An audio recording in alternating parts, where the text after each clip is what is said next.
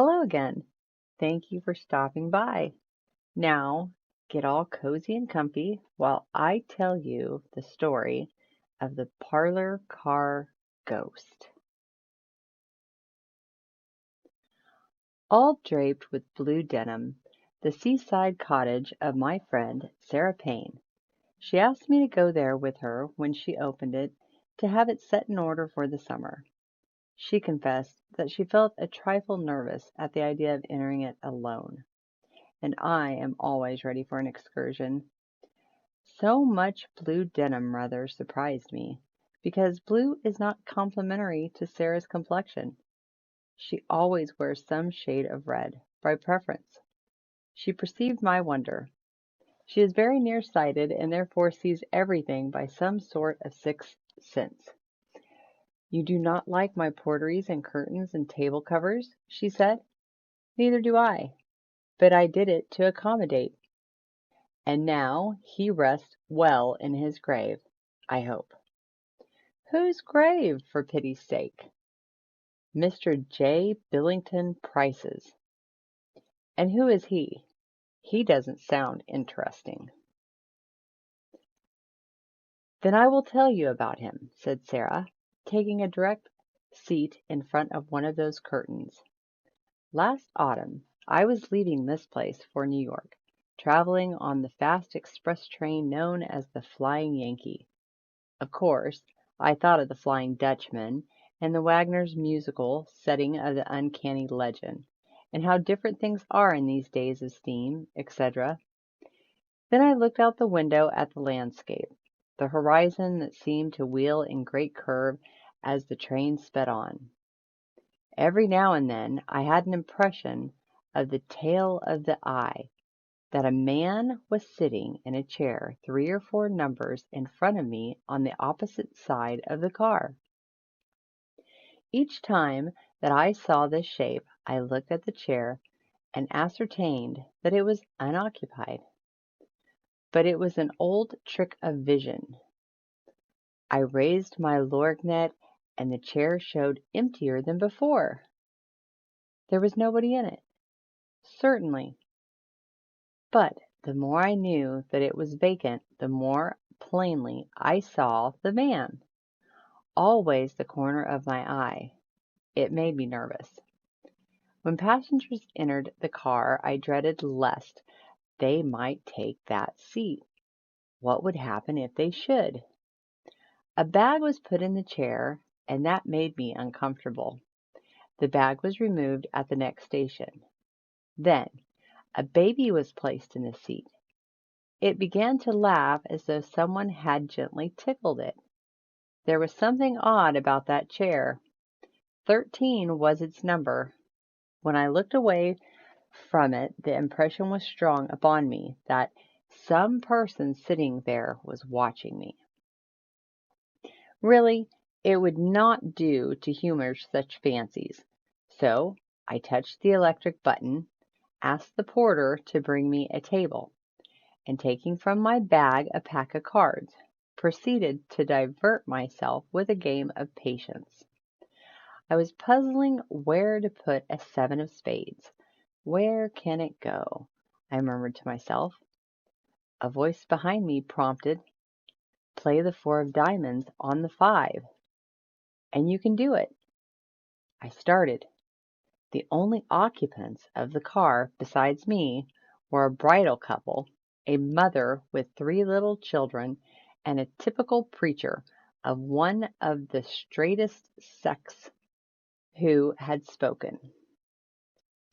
Play up the 4, madam, repeated the voice.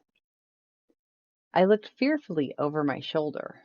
At first I saw a bluish cloud, like cigar smoke, but inodorous. Then the vision cleared, and I saw a young man, who I knew by subtle intuition to be the occupant, seen and not seen, of chair number 13. Evidently he was a traveling salesman and a ghost. Of course, a drummer's ghost sounds ridiculous. They're so extremely alive. or else you would expect a dead drummer to be particularly dead and not walk. This was a most commonplace looking ghost, cordial, pushing, businesslike. At the same time, his face had an expression of utter despair and horror which made him still more preposterous. Of course, it is not nice to let a stranger speak to one, even on so impersonal a topic as a four of diamonds. But a ghost? There can't be any rule of etiquette about talking with a ghost. My dear, it was dreadful. That forward creature showed me how to play all the cards, and then begged me to lay them out again in order that he might give me some clever points. I was too much amazed and disturbed to speak. I could only place the cards at his suggestion. This I did so as not to appear to be listening to the empty air, and supposed to be a crazy woman. Presently the ghost spoke again and told me his story. "Madam," he said, "I have been riding back and forth on this car ever since February 22nd, 1809, 7 months and 11 days. All this time I have not exchanged a word with anyone. For a drummer, that is pretty hard, you may believe. You know the story of the Flying Dutchman? Well, that is very neatly my case. A curse is upon me, and will not be removed until some kind of soul. But I'm getting ahead of my text. That day there were four of us, traveling for different houses. One of the boys was in wool, one in baking powder, one in boots and shoes, and myself in cotton goods. We met on the road, took seats together, and fell into talking shop. Those fellows told big lies about their sales. Washington's birthday though it was, the baking powder man raised the amount of the bills of goods which he had sold better than a whole can of his stuff could have done. I admitted the straight truth, that I had not yet been able to make a sale. And then I swore, not in light-minded, chipper style of verbal trimmings, but a great round heaven-defying oath, that I would sell a case of blue denims on that trip if it took me forever. We became dry with talk, and when the train stopped at Rivermouth, we went out to have some beer. It is good there, you know. Pardon me. I forget that I was speaking to a lady. Well, we had to run to get aboard.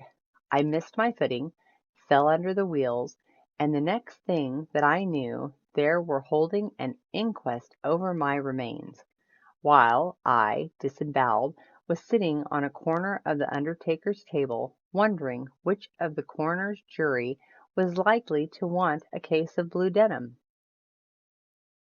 Then I remembered my wicked oath, and understood that I was a soul doomed to wander until I could succeed in selling that bill of goods.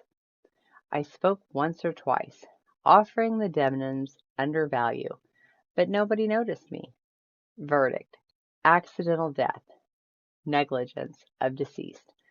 Railroad Corporation not to blame.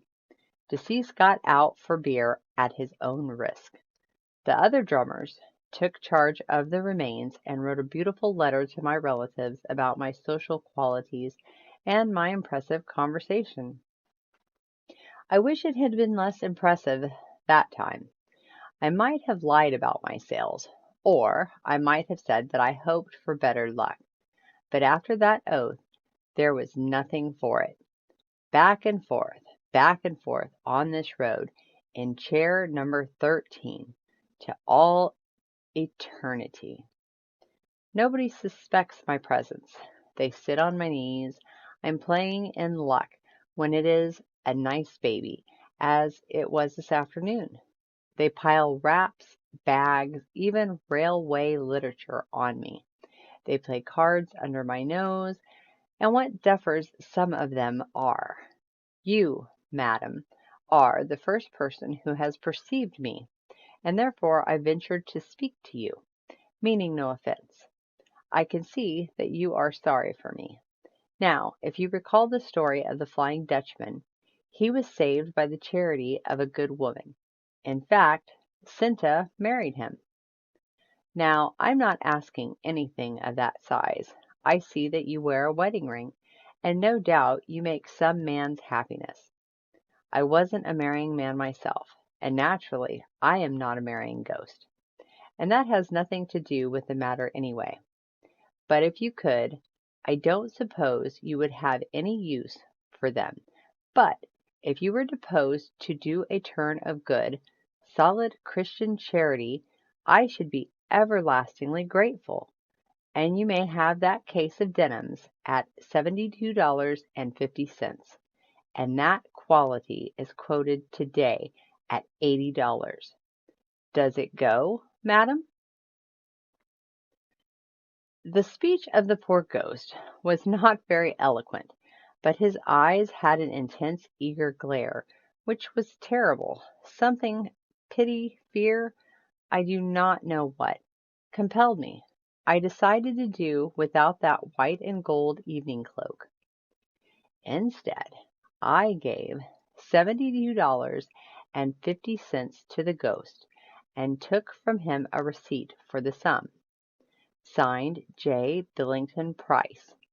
Then he smiled contentedly, thanked me with emotion, and returned to chair number 13. Several times on the journey, although I did not perceive him again, I felt dazed. When the train arrived at New York, and I, with the other passengers, dismounted, it seemed to me that the strong hand passed under my elbow, steadying me down the steps. As I walked the length of the station, my bag, not heavy any time, appeared to become weightless. I believe that the parlor car ghost walked beside me, carrying the bag, whose handle still remained in my other hand. Indeed, once or twice I thought I felt the touch of a gold finger against mine.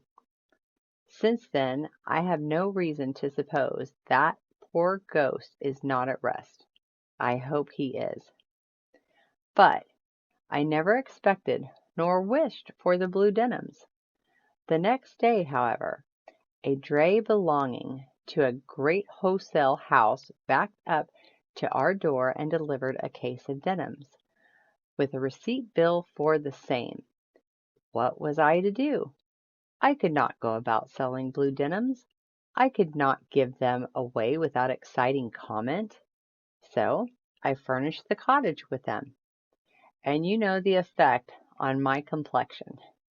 Pity me, dear, and credit me, frivolous woman as I am, with having saved a soul at the expense of my own vanity.